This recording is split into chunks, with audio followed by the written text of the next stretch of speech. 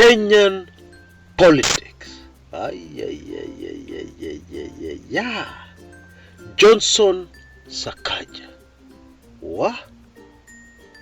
This issue of Sakaja and the university degree that is there or is not there, we don't know, and nobody seems to know, has really hit Kenya in a big way. As we speak, there are jokes about it. Johnson Sakaja is a household name in Kenya and beyond. And if truth be told, Nairobi Senator Johnson Sakaja right now is fighting for survival. And this survival goes well beyond his career in politics. Because people are starting to look at the character of the man, Johnson Sakaja. You know, months ago, without knowing what I was really saying, I predicted on this channel that the 2022 general elections were going to be about the character of a man. And we have seen very clear signs of that. So much so that we can now confidently say, when people look back at these elections, when they're over, and when people look back 5-10 years to come, they will say those were the elections 2022 which were about the character of a man or the character of a woman. Well, I would like to very warmly welcome you to my show today. I know many of you have demanded this Sakaja video, and I know I have delayed. My sincere apologies. And I don't want to repeat what I always say about having my ducks in a row first. But I believe it is very important for somebody to understand something very deeply before they attempt to comment about it. Because it is very possible to bring in confusion if you're just repeating the facts everybody has. My mission is to always bring clarity to an issue. And this is not always very easy. You have to dig deeper. You have to understand what is happening in the background. You have to get inside information of the movers and shakers behind the scenes who will never be seen. And whom you will never have any evidence that they're even there. And therefore you can't mention them. You can't talk about them. That is what I like to do. And that is exactly what you're getting in this video. Karibu sana. Enjoy.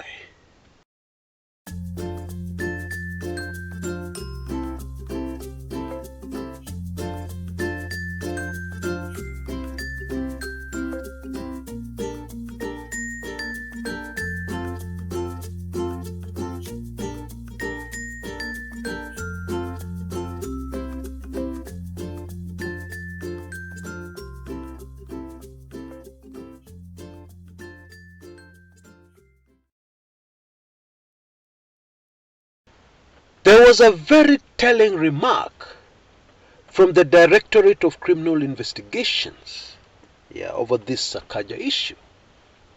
Somebody there said the following: they are just playing politics. And why did they say that? They said that because Senator Johnson Sakaja took himself to the DCI along Kiambu Road. Nobody had arrested him. Nobody had summoned him. And of course the excuse he used, he was going to deliver a protest letter. Again, things here are very vague, hazy. Because what was Sakaja protesting to investigators? He had not been summoned. Nobody had asked him to show up, etc., etc. Anyway, Sakaja shows up. We get breaking news on social media. Sakaja arrested. And then according to the DCI detectives, Sakaja was hanging around the DCI offices.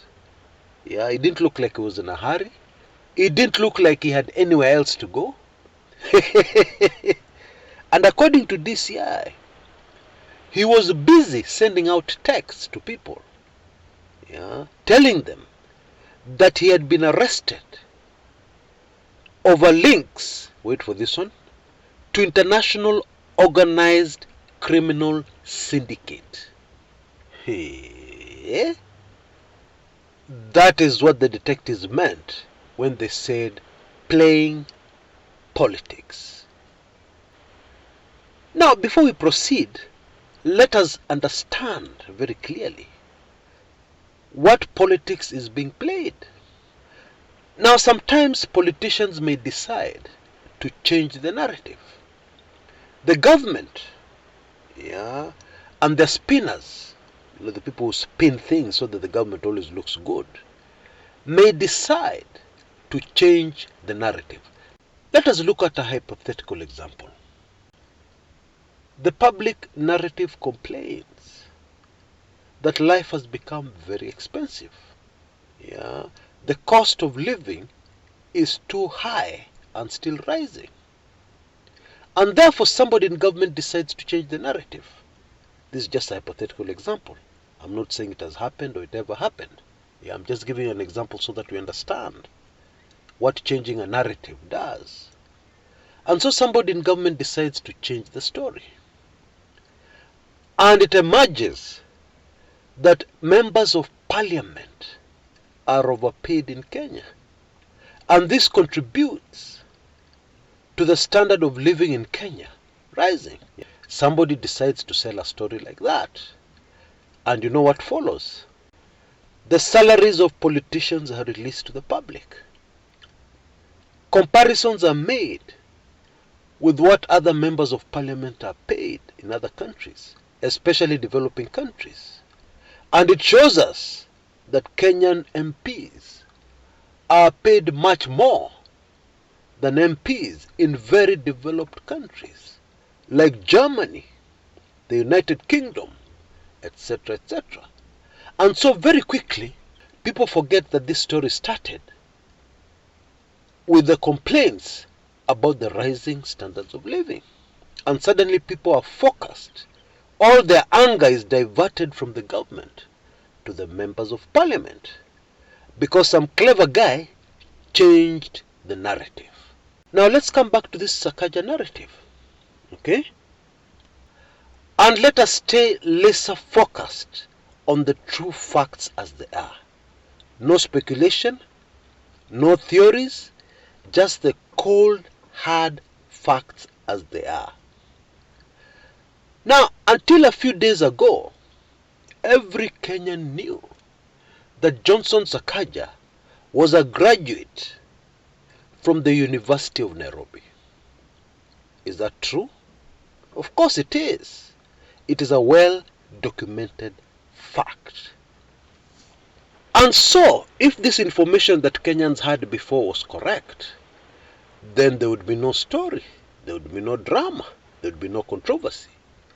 Because in vying for the gubernatorial seat for Nairobi, Sakaja would simply have presented his papers from the University of Nairobi. Fact number 2, that did not happen. Which means that this information from Sakaja, that he had made the entire country believe, that he had made the entire world believe, was not true. It was false. The truth of the matter is that Senator Sakaja joined the Nairobi University but did not finish his degree course. Those are the facts.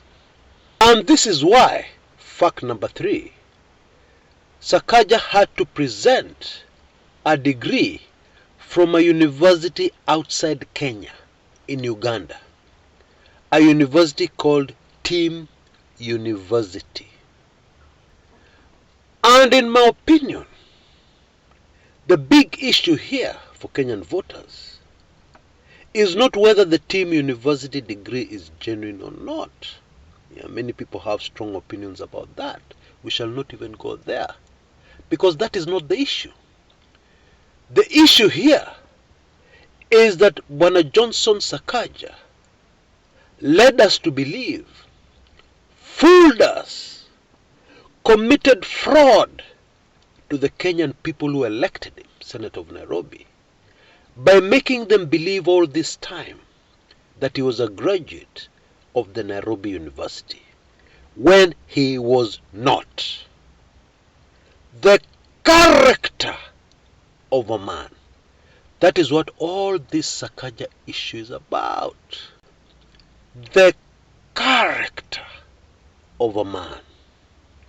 Now, of course, the really urgent issue here, because it is linked to the upcoming gubernatorial race in Nairobi, is whether the team university degree is genuine or not. And therefore, that is the discussion that Kenyans should be having. Number one, the Nairobi University degree that was not there, character of a man, and the team university degree, how was it obtained? Especially when we refer back to the Nairobi University saga. That's really what the narrative should be about. Instead, UDA and Johnson Sakaja and Kenya Kwanza decide to change the narrative.